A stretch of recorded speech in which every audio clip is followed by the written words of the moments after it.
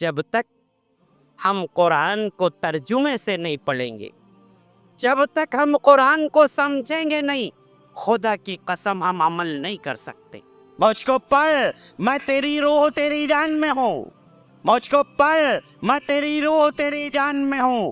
فائدہ کیا ہے جو رکھا ہوا جزدان میں؟ ہے کلام کبریائے کائنہ، ہے کلام کبریائے کائنہ، اور آئینے کا آئینہ ہمارے نبی۔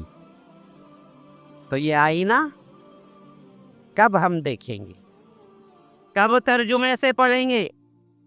کب سمجھیں گے؟ اور کب عمل کی دنیا میں آئیں گے؟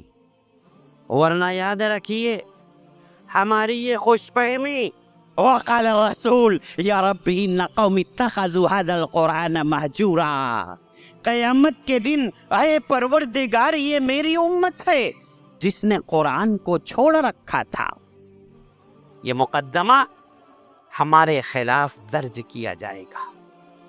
محترم حاضرین کرام، اللہ کے رسول صلی اللہ علیہ وسلم کے اخلاق حسنہ کو پڑھنا، سمجھنا اور عمل کرنا ہر ایک ایمان والے کی ذمہ داری ہے۔